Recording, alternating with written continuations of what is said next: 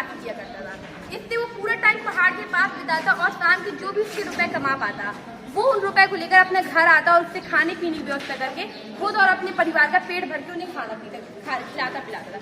कुछ दिन तक तो अपनी जिंदगी से प्रसन्न था कि हाँ कम से कम उसे अपने परिवार के साथ बैठने का समय मिल रहा है, अपने परिवार का पेट भर पा रहा है, खुद का पेट भर पा रहा है। ऐसे ही उसकी जिंदगी चलती रही।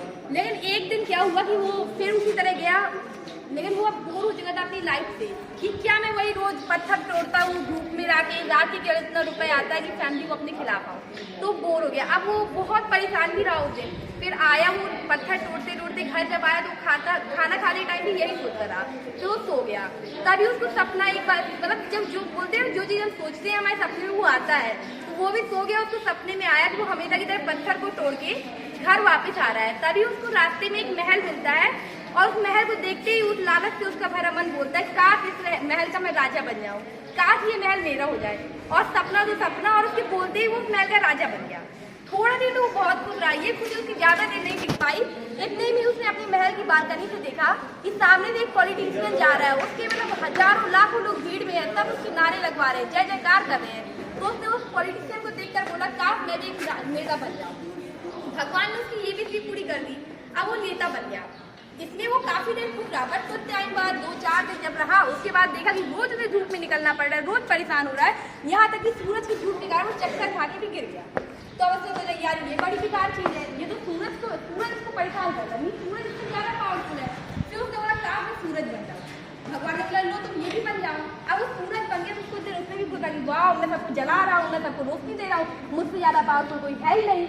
तो कुछ दिन बाद क्या हुआ, काले बादल सामने आए, बारिश का मौसम है। जब उसने देखा कि काले बादल ने सूरज को छिपा लिया। अब फिर उसने बोला कि मुझे काले बादल बनना है, भगवान ने काले बादल भी बना दिया। कुछ दिन काले बादल आए, उन्होंने बताया मैं तो सूरज से छिपा लिया, उसको घमंड आ।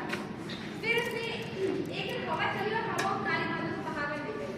तो उसने कहा मतलब हवा में इतना पावर है कि वो बादल को भी बहा के ले जाती, तो मैं हवा ही बनता। अब भगवान भी बनाते जा रहे हैं, भगवान ने उसको हवा बना दिया।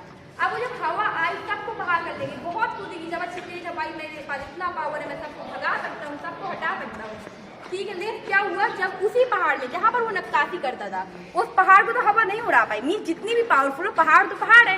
फिर उसने सोचा कि मेरा जिस चीज में मैं नक्काशी करता था, फॉर एग्जाम्पल वो पहाड़ के पत्थरों के टुकड़ों को उसमें नक्काशी करता था, उसने सोचा कि जो पहाड़ है उसको तो हवा भी नहीं ला पाई, मतलब पहाड़ और ज्यादा अच्छी चीज है।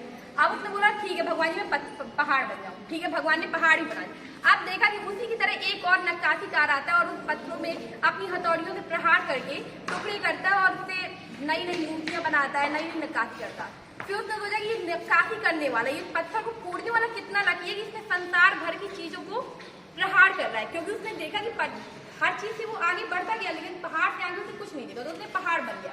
नहीं पहाड़ में भी टुकड़े करने वाले। फिर उसने बोला काश मैं अपनी वही जिंदगी में वापस आ जाऊं और वही पा जाऊं, क्योंकि जो मैं पहले करता था वो बेस्ट था। अगर मैं जिससे तुलना करूंगा तो कोई ना कोई, हर इंसान कहीं ना कहीं दुखी है, हर इंसान कहीं ना कहीं सुख है, हम जो कर रहे हैं वो ही बेस्ट है। Thank you, have a nice day.